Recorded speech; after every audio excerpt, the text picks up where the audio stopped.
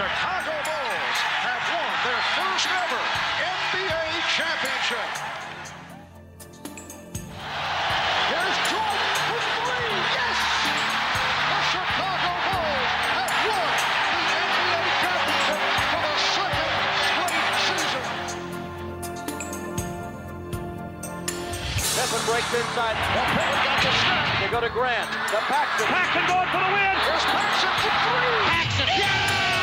The Chicago Bulls have made it 3 straight NBA championships.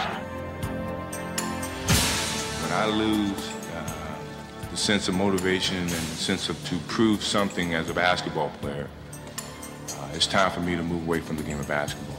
We're seeing the end of a terrific era here in the NBA. Lennox finally defeat the Chicago Bulls in a playoff series. Today, Michael Jordan at age 32 tries to accomplish what no one else truly has in team sports history. Number 45 is back. He's in the building, ready to go. And the season is over, my friend.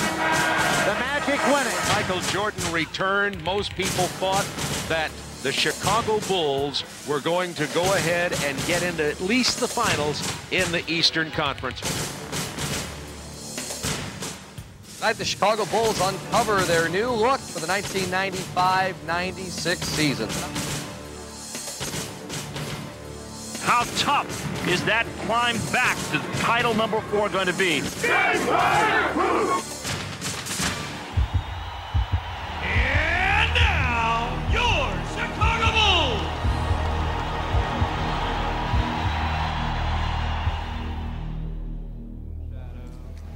The Chicago Bulls entered the 1995-96 season a far different team from the one that exited the playoffs the year before.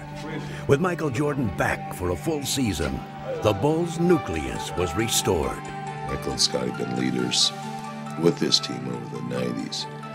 But Michael early in the season said, this is still Scottie's team. I'm still figuring my way onto it. Pippen. Hey, Scottie! I feel like the last couple seasons that, we were still a team that were looked at as one of the better teams in the league, but not of a championship caliber team. From North Carolina, at guard. Having Michael back, we felt like that, this was going to be our opportunity to go for it again. Get the tap right there, run your fifth side. Here's the pass.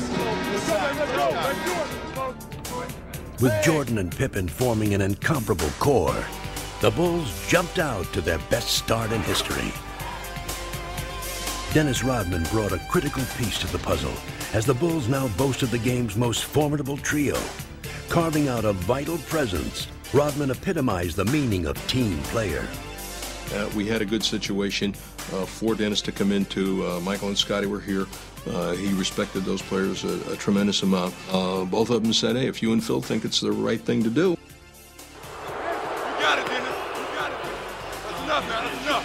But what's unique about this team is that in years past, teams generally have had to take some time to gel as a group. And this year you've added Michael back to the mix, Dennis Rodman as a starter, and they came together so quickly. But even with their star-studded nucleus, the Bulls would demonstrate all season long that winning was a total team effort. What drove us this year was a lot of the players on our team never experienced this type of winning, and not as rapidly as we did. From Randy Brown to Steve Kerr to Judd Boucher. A lot of these guys have been on other teams that have never won. And the bench delivers again.